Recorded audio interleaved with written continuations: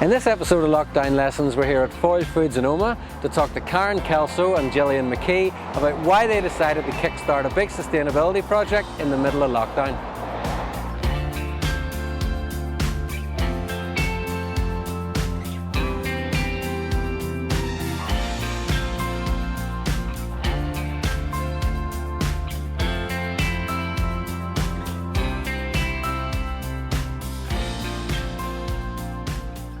So going back to March and the initial lockdown, could you tell us what impact that had on the business immediately and what measures that Foyle took? Yeah, certainly it was an overnight shock to all businesses in the food industry and wider than that. So initially it was really about the safety of the people. So we wanted to make sure that we were implementing social distancing procedures within the factories, then also hand washing, procedures with regards to sneezing, the likes of that. Plus also we were setting up steering teams to monitor what was going on in the factories as well. So it was, at the time, it was a lot of work happened, but then also as well, there was the impact of the industry and restaurants closing down, food service closing down. That had a major impact to our business, considering a third of our business was actually food service. So it was ensuring the safety of the people, but then also trying to manage the business and keeping that business going as well. And how did you find the staff responded to that initially? Was it a largely positive response? No, it was. I think there was a lot of nervousness from people, as you can imagine. But with the procedures that we were putting in place, if you take, for example, the office, we had to remove a lot of staff and ask them to work from home to make sure that the social distancing was there. So literally the key staff, like myself and a number of the other team, were in the office. Within the factories, it was really, we had to look at changing shift patterns, staggering breaks, canteen facilities all had to be changed then as well. So with that, that restored confidence within the Foyle Food Group that we were managing procedures, and then we were also auditing that, and then we were doing constant risk assessments as well to protect the staff. And Gillian, then could you tell us a little bit about the sustainability project that you had been talking to Foyle about pre-lockdown and what that involved? Well, actually we didn't start talking about it until around April time, so already we were in lockdown, and after the initial discussions I kind of wondered whether it would be a priority given everything else that was going on. So I was delighted, that it was prioritised by the company. What they wanted me to do was come in and work with them to develop their sustainability strategy. I mean, the company's been committed to sustainability for quite some time, but it had never been pulled together into one kind of coordinated strategy, if you like.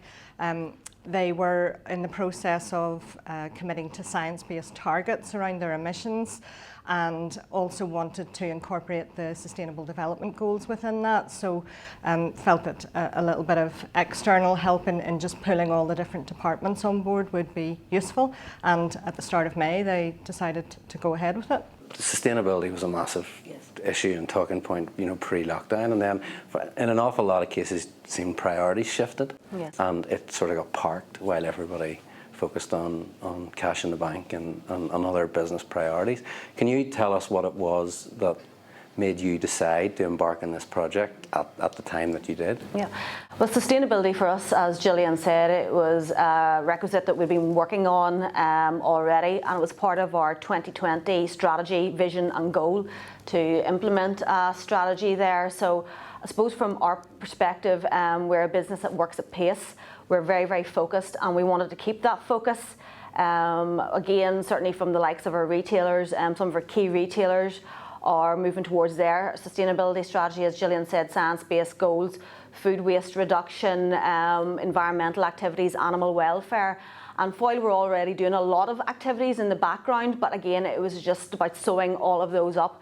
And we reached out to Gillian then, as you say, as lockdown came on, and we managed that. It was difficult from a communication perspective in that people weren't allowed on site, and we had to do a lot of it virtually.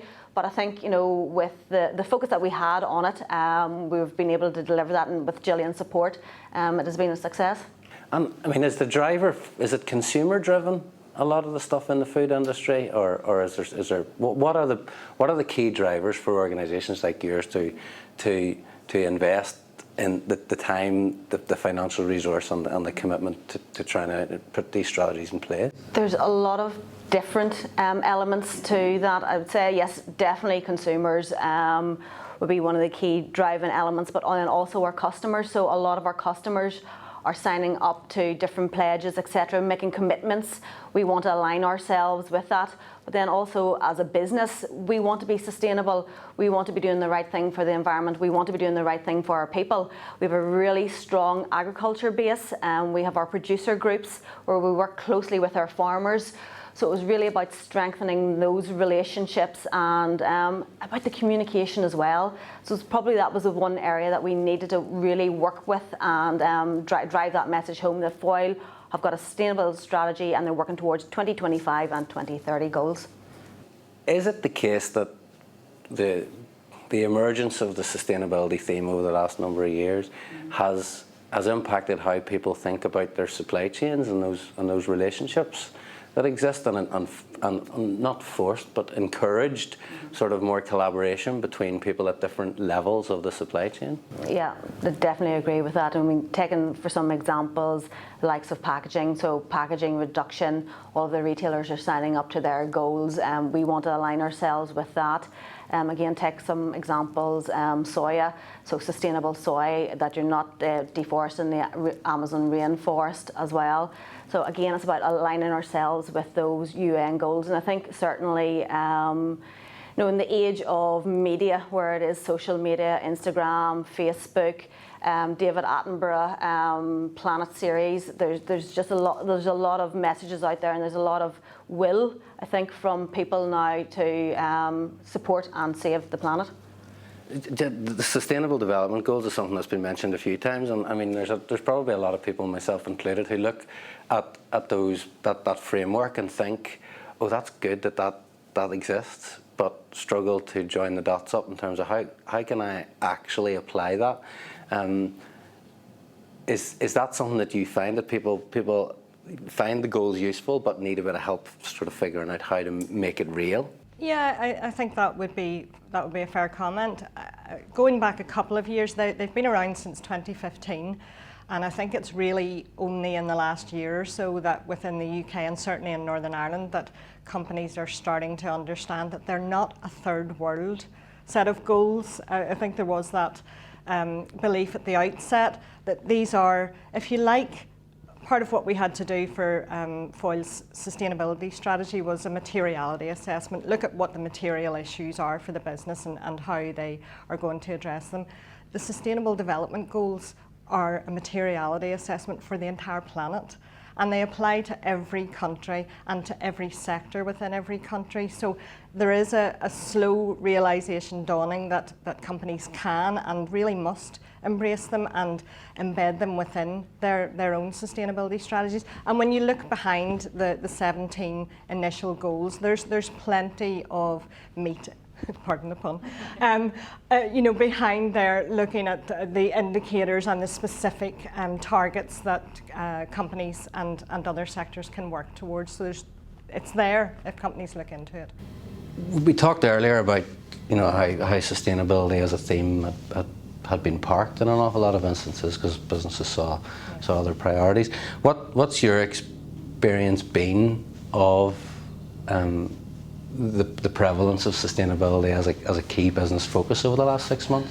I think naturally a lot of businesses have had to park or delay their response on sustainability. They've been firefighting in a lot of cases, just trying to keep the business afloat and make sure that they can survive the restrictions we've had around coronavirus.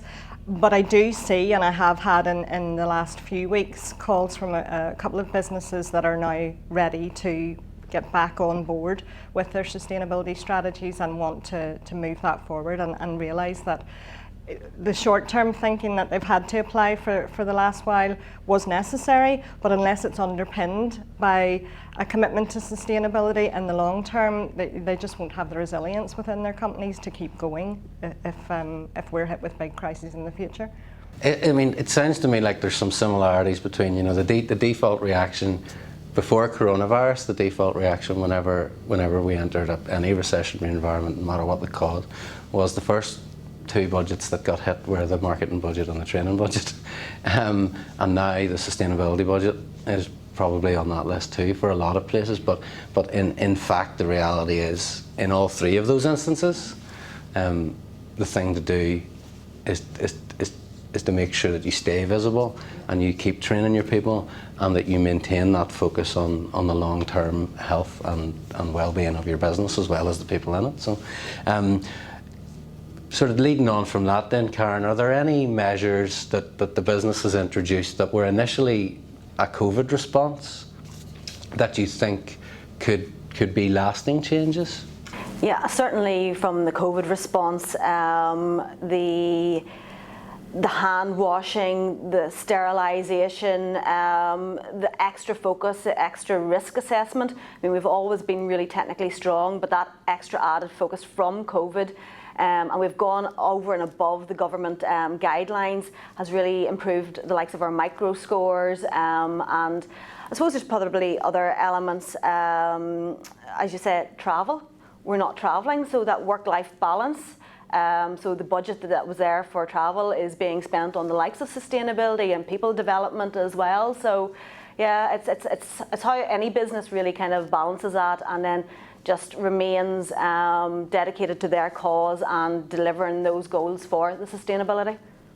And then, I mean, finally, if we ask you first, Gillian, I mean, the whole reason behind us developing this series was, despite all the challenges that everybody's been facing over the last 6 months, to try and take as optimistic a look forward as we can about, you know, what we've all learned from the last 6 months and how we can use that to make both ourselves and our businesses better in the future. So, from your own personal experience over the last 6 or 7 months, Gillian, what's been your biggest personal learning?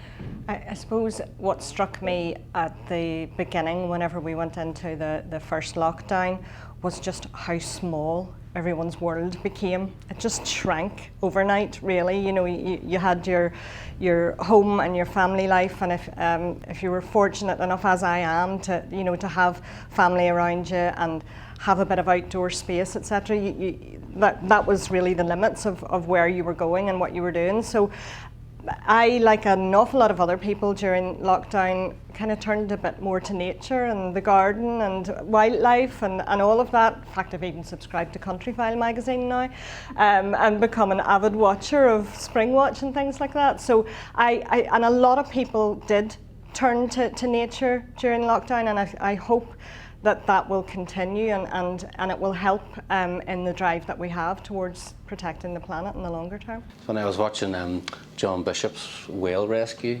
thing last night, where he took like beluga whales from an aquarium in China, and they eventually released them in an island off Iceland to reintroduce them to the wild. And he was saying about the experience during lockdown, and it's rung true for me as well, because he said, I actually discovered that I liked where I lived more than I thought I did. Yeah. And we've gone to you, Karen, then. I mean, what's your biggest sort of personal learning from the last 6 months? I suppose the personal learning would be around resilience and being able to adapt to those changes. So personally for me, I suppose from a work experience, you know, the fact that a third of our market closed overnight and that we had to work really quickly to look at, you know, a brand to launch into a retail pack because our steak meat sales basically disappeared.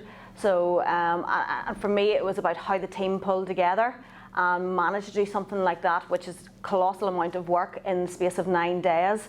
So I suppose it made me really appreciative of working in Foyle and the team that we have, but then also I suppose probably then from a personal point of view, is what Gillian said, it opened different thinking for me. I started to cook a lot more.